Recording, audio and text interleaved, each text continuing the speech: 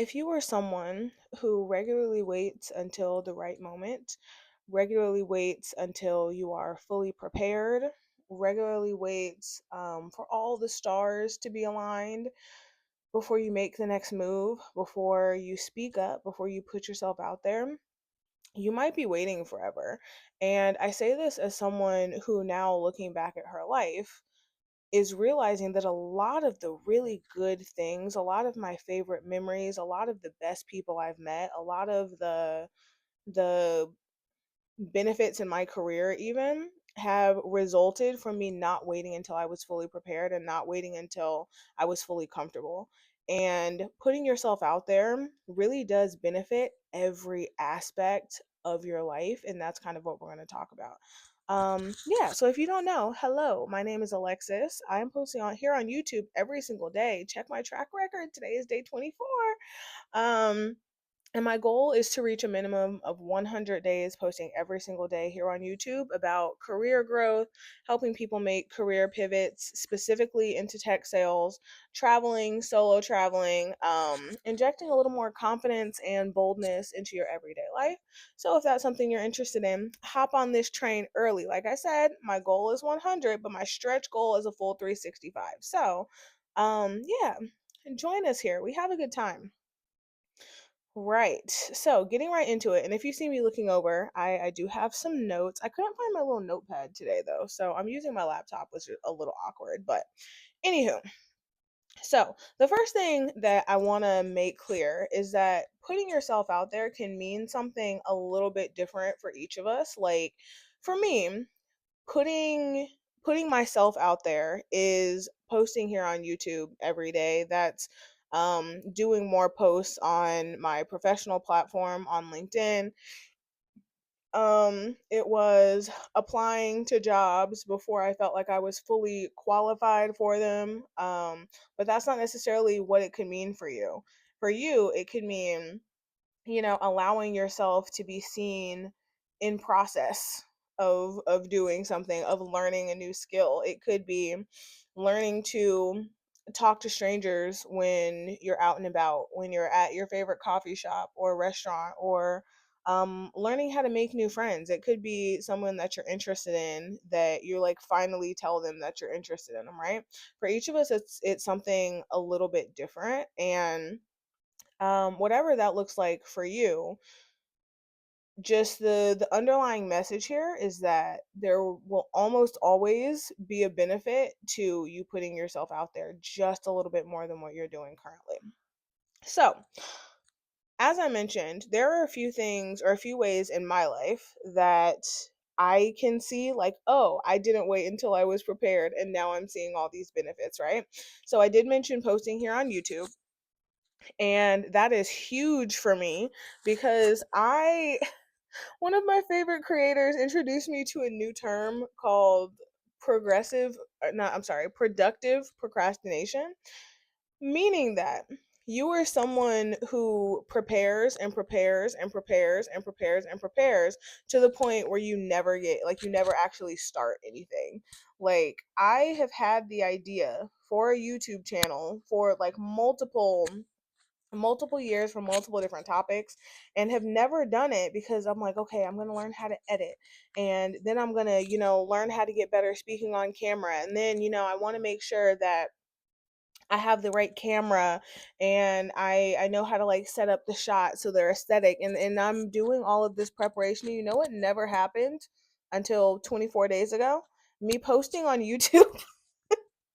So, part of me putting myself out there is allowing myself to be seen in the process of learning how to be a YouTuber, like how to be on camera. And I eliminated a lot of the excuses that I had for why I hadn't been posting previously. So, you will see basically no edits in these videos. I think I have one video where I've edited it out, or, like cut parts out, but I think that's literally one video.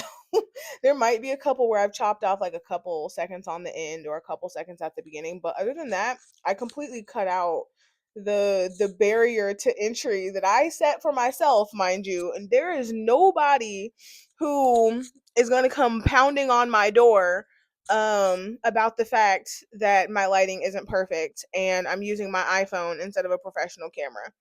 There is not a single person, but so for some reason, that is a standard that I put on myself. Another area of my life that I benefited by just doing the thing is in my career. Now, mind you, I w- I talk about this so much. It feels like it gets repetitive, but I also realize that you guys aren't seeing all of these videos every day. Um, I started a job that I had zero experience in because I was willing to put myself out there more than the next person. And that is why I went from going into the hospital every day, working long days with gross stuff because healthcare, and now I work a remote work from home job where I have been able to travel internationally with my laptop and work from anywhere, where I've been able to go back home and care for my grandmother for a couple of weeks and bring my laptop and not have to take time off. Like, again, taking the next step and jumping and just being willing to reach out to people and ask for help and um ask for guidance when I'm not fully sure what I'm doing has now afforded me a whole different life that I wasn't really sure I'd ever be able to live, right? The other thing is that now, mind you, this is coming from a now single woman, but two of my three relationships have come from me reaching out to the person that I was interested in. I know, scary, especially as a woman, terrifying, terrifying, right? But again, just a little hi, hello. What I didn't go like that, but you get what I'm saying. Yeah, moving to another state happened when I didn't feel like I was ready, when I wasn't sure um how not how I was going to manage because I had a job. I had done all the calculations and everything, but it's still a big move to move away from everything you've ever known to be in a new place where you have to learn new people and they have to learn you and you have to build community. Even making friends, a lot of the friends I made was because I did something that might have been a little uncomfortable, like inviting people out. I literally, one of my friends now, we joke about it because I had met her when I moved, but we weren't like quite friends yet. And I texted her and was just like, "Hi, so I wanted to see if you wanted to hang out one day and maybe we could just like go to lunch or something." And yeah, and then I sent the message and just like threw my phone across the room because I was nervous that like for some reason, even though she's the nicest person ever, that she'd be like, "Ew, Alexis texted me." I don't know, y'all. I say that just to say that like if you're seeing me on camera and you don't know me personally, it can be really easy to think, "Oh, Alexis just does, she has no problem putting herself out there. She never gets anxiety. She never." No. No, that's not at all how that works. Um yeah, I get anxiety quite a lot. I feel unprepared the majority of the time. But I also realize that the reason that I don't want to say I get what I want, but that certain opportunities come to me that I feel like I have a solid group of friends that I've been as successful, I'll say, in these like big life moves is because I do things even if I don't feel 100% prepared for them. And something I realize is closed mouths don't get fed. There are a lot of people who are willing to help. There are a lot of people who want to be your friend, believe it or not. I didn't realize that until I moved, but you get what I'm saying. Yeah, so it's just like I I say all that to say that there are there are lessons that each of us can learn with putting ourselves out there, and even though it feels like you might die in the moment, you won't. For example, If you're the type of person who is scared of talking to strangers because of the potential for rejection, guess what? Learning how to deal with rejection is an adult skill that we all need. So, you are now denying yourself the opportunity for growth because you're too scared of what this stranger that you will never see before or never see again is going to think of you saying hi, hello, and trying to start a conversation. Hmm, interesting. Or you're afraid of uh posting on LinkedIn, something I talk about a lot, posting on LinkedIn because like, oh my gosh, it's going to be awkward, it's going to be cringe. You know what cringe doesn't do? Kill you. It doesn't. And even if things are awkward, okay? Like for instance, I don't encourage it. But hypothetically speaking, if you were to go back on the first 5 videos on this channel, it is awkward. I am stumbling through my words. That every other word is and ah and and huh and but you know what? It's fine. We're here now. Like those videos being up are not going to ruin my life. It's ultimately not going to make a big difference. The only difference it will make is that now people see that I have a track record of getting better. And on day 100, now they can see the progress, right? They can see that I started, and wherever I am on day 100, they'll be able to see where I am. That's the worst thing that can happen. Um, and guess what? Being perceived won't kill you. That's online, that's in person, that's professionally. Like again, I'm not encouraging anyone to do anything irresponsible, but generally speaking, when you feel uncertain, when you're not quite sure how something is going to turn out, and you try it anyway, one of two things is going to happen. You're going to fail, in which case, you will learn a lesson, you'll know how not to do the thing next time, or two, you'll succeed in whatever it is, whether it's asking for a promotion, whether it's asking someone for mentorship, whether it's um, reaching out to someone that you're interested in, whether it's whatever it happens to be. And you'll succeed, and then you'll build some self trust, which will then fuel the next time that you're a little uncertain about something and you want to try it.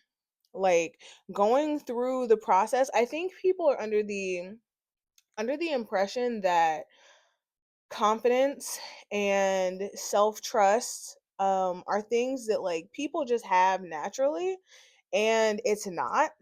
It's kind of a skill that you have to build. It's a characteristic that has to be built. It takes practice. It's like a muscle, you have to train it, and you train things by doing reps. Again, going back to the example of me doing YouTube, the only way that I am able to get better at YouTube is to do YouTube. It's to record these videos, it's to get better. It's to get better at talking without filler words. You see how I didn't use there? Look at me. No hair to tuck behind my ears, but anyway. Uh yeah, so all of these things are they're things that like you have to put yourself in an uncomfortable position in order to see the payoff. And that can be really difficult when all you're seeing right now is the risk. All you're seeing is the potential for cringe. All you're seeing is, oh my gosh, this person is going to see my text message and I'm going to get left on red. All you're seeing is, what if I start this new job and I'm not good at it? All you're seeing is, I'm gonna sit in a coffee shop and say hi to somebody and they're gonna look at me like I'm crazy. None of those things will kill you. It's okay. And I think us as humans we also need to get used to failure. And I did touch on this before, but I think when we get to adulthood, there's something that switches in our brains. Like, you have to be good at everything right away. You have to, you have to succeed at everything you do, and that's just not how life works. Um, I actually talk about this in my other video about like why we're all scared of being seen in process. But these are all these are all things that we have to learn. We have to learn that you don't collapse when things don't go your way. I mean, just imagine how much better the world would be if everyone just got that one thing in their heads. Things will not collapse if things don't go your way. And you could take that a million different directions. There could be an old boss that you had that would blow up if an email was sent incorrectly. It could be an ex that you had where you didn't do things the way they wanted and they blew up all the time. Just that little lesson that like you will be okay if things don't go your way. That lesson is huge for everyone, and all of us need to learn it. So what I want you to take away from this video is that one, rejection won't kill you. Two, the awkwardness of the situation passes. Three, you can survive being perceived even if the perception isn't 100% positive. Like everyone loves posting when they look perfect. Everyone loves a good video when the lighting is right and your makeup's on point and the body is bodying. But it is okay for you to be perceived when you have some blemishes, when you need a retwist, when you don't, when it's gray outside and the light is terrible, so you have to turn on these horrible overhead lights. Like, it'll be okay. And you don't collapse, and the world does not collapse when things don't go your way. There are only lessons to be learned, and you can come back from anything. So start by making um, relatively small risks that will help build your self confidence, that will help build your trust in yourself, and will ultimately fuel your ability to be a little bit more bold going forward. That's all I'm looking for. Now, mind you, I'm just a stranger on the internet, but I think we could all benefit from that. So that's the message for today, y'all. Thanks for joining me here again. If you don't know, my name is Alexis. I post videos every single day here on YouTube, and today is day 24. Hop on this train early if for some reason you enjoy hearing me yap. And yeah, I'm gonna see y'all tomorrow. Bye.